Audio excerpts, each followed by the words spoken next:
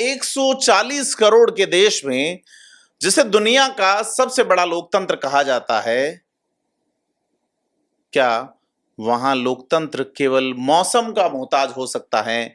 क्या बारिश या गर्मी का बहाना बनाकर आपके वोट देने का अधिकार और आपकी अपनी चुनी हुई सरकार का अधिकार आपसे एक लंबे समय के लिए छीना जा सकता है? बात हम राजस्थान में पंचायत राज और स्थानीय निकायों के चुनाव की कर रहे हैं। तो और यह केवल एक चुनाव की बात नहीं है, ये एक अभूतपूर्व संवैधानिक संकट रहा जिसने बीते 1.5 साल से देश के सबसे बड़े भौगोलिक राज्य की जमीनी सत्ता को पूरी तरह से एक पॉज मोड पे रखा। प्रशासक सत्ता चलाते रहे, जनता की चुनी हुई सरकारें नहीं। नमस्कार, मैं प्रदीप हूं, आप थिंक 360 देख रहे हैं। राजस्थान के हाईकोर्ट ने एक रिमार्केबल निर्णय दिया है। पूर्व विधायक संयम लोढ़ा समेत अन्य की याचिकाओं पर सुनवाई करते हुए संयम लोढ़ा ने इस मामले में कंटेम्प्ट ऑफ कोर्ट लगाया था और उसके बाद जो फैसला आया है, इस फैसले को डिकोड करेंगे, साथ ही डिकोड करेंगे क्यों डर रही हैं प्रदेश की भजनलाल सरकार किसी भी तरह के चुनाव करवाने से। आपको भूलना नहीं होगा कि 2023 के दिसंबर में भजनलाल शर्मा के मुख्यमंत्री बनने के बाद से चुनावों को लेकर बड़ा मामला, लोकसभा चुनाव हुए तो भाजपा खासी सीटें गंवा बैठी। उसके बाद उपचुनाव विधानसभाओं के हुए तो थोड़ी बहुत राहत मिली। हालांकि पहला ही उपचुनाव जो करणपुर वाला हुआ था उसमें भाजपा हारी थी। तो क्या ये वजह रही कि चुनाव नहीं कराए जाएं, चाहे वो स्थानीय निकायों के हो, चाहे पंचायत राज के हो, चाहे छात्र संघ के चुनाव हो? अक्सर बच्चे कहते हैं कि साहब छात्र संघ के चुनाव नहीं होंगे तो नए पॉलिटिशियन कहां से मिलेंगे।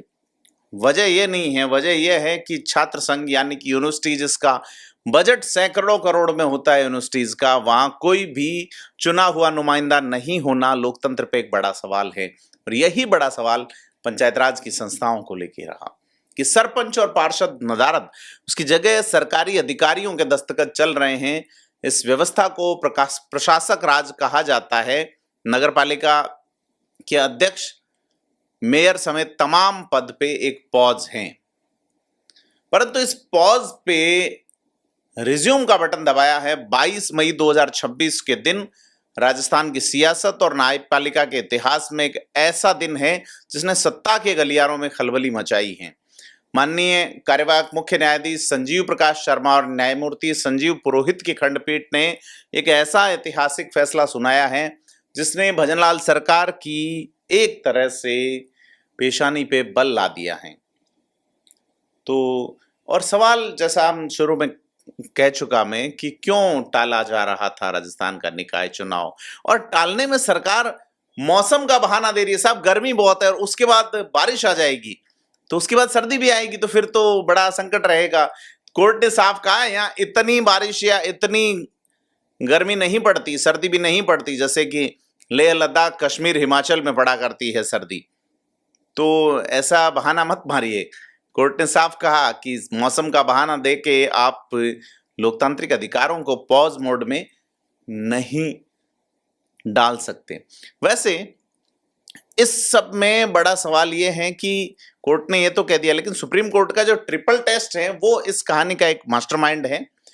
14 नवंबर 2025 के एक आदेश से कहानी शुरू होती है, जब राजस्थान का हाई कोर्ट 15 अप्रैल 2026 तक चुनाव कराने का एक सख्त अल्टीमेटम यानी कि परमादेश देता है। लेकिन राज्य निर्वाचन आयोग ने इसकी अवहेलना करते हुए मतदाता सूची का काम ही 22 अप्रैल तक खींच दिया। और इस टालमटोल के खिलाफ पूर्व विधायक संयम लोढ़ा और कुछ अन्य जागरूक नागरिकों ने अदालत में अवमानना यानी कि कंटेम्प्ट दाखिल किया, कंटेम्प्ट याचिका दायर की। अब यह मामला हाईकोर्ट की खंडपीठ के सामने पहुंचा तो सरकार ने चुनाव टालने के लिए अदालत में जो तर्क दिए हैं वो अजीब भी हैं और हैरान भी करते हैं। सरकार मुख्य रूप से 3 बहाने बनाती है। पहला कि राजस्थान में भयंकर लू चल रही है और इसके तुरंत बाद भारी मानसून आ जाएगा, इसलिए चुनाव कराना संभव नहीं। दूसरा तर्क दिया गया कि तेजी से हो रहे शहरीकरण के कारण वार्डों का परिसीमन करना अभी बाकी है। और तीसरा सबसे बड़ा राजनीतिक तर्क था कि एक राज्य एक चुनाव का नारा। सरकार का कहना था कि खर्चे और समय बचाने के लिए सभी चुनाव एक साथ होने चाहिए, इस कारण चुनावों को दिसंबर तक टाल दिया जाए।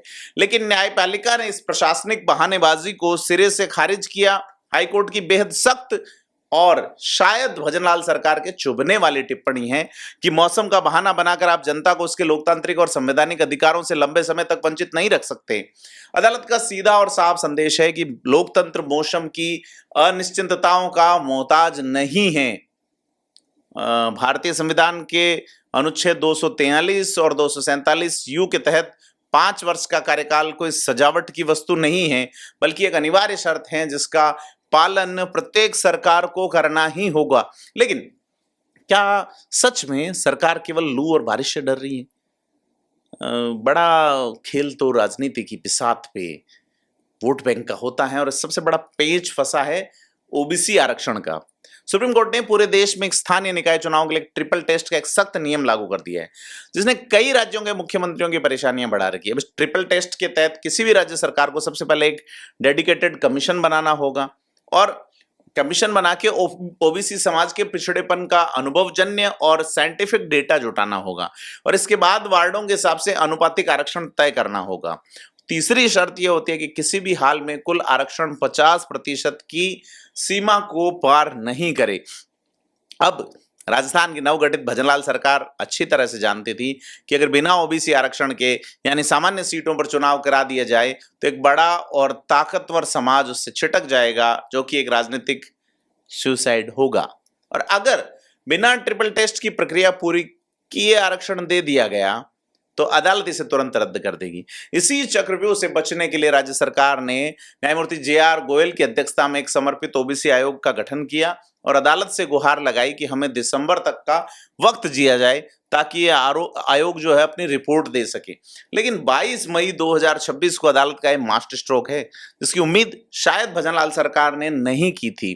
कोर्ट ने सामाजिक न्याय और ओबीसी आरक्षण के महत्व को तो समझा, लेकिन सरकार को चुनाव टालने या बहाने का कोई मौका नहीं दिया। अदालत ने 2 बेहद स्पष्ट और सख्त डेडलाइन तय कर दी है। पहली डेडलाइन यह है कि न्यायमूर्ति जे.आर. गोयल का ओबीसी आयोग हर हाल में 20 जून 2026 तक अपनी फाइनल रिपोर्ट देगा।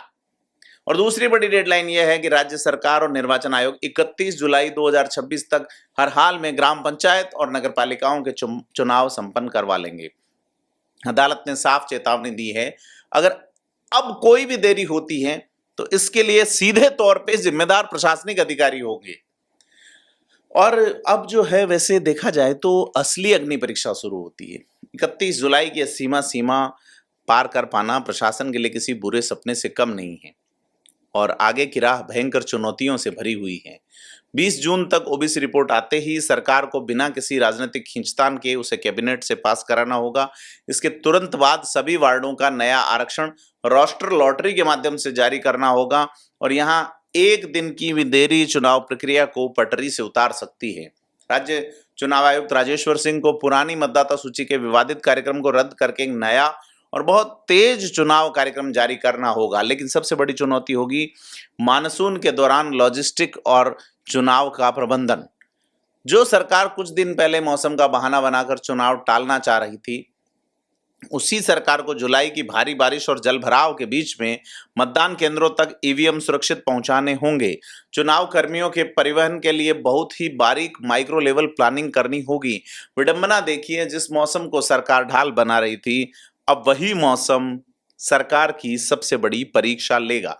तो यह पूरा घटनाक्रम इस बात का सबसे बड़ा और अकाट्य प्रमाण है कि जब भी सत्तासीन सरकारें राजनीतिक या प्रशासनिक सुविधा के लिए संवैधानिक संस्थाओं को पंगु करने का प्रयास करती हैं, तो एक स्वतंत्र न्यायपालिका ही लोकतंत्र के अंतिम रक्षक के रूप में खड़ी होती हैं। राजस्थान का यह पूरा मामला जो है, ये पूरे देश के लिए एक नजीर बनेगा कि स्थानीय लोकतंत्र को आरक्षण की फाइलों या मौसम की आड़ में बंधक नहीं बनाया जा सकता। अब गेंद पूरी तरह से भजनलाल सरकार और चुनाव आयोग के पाले में है।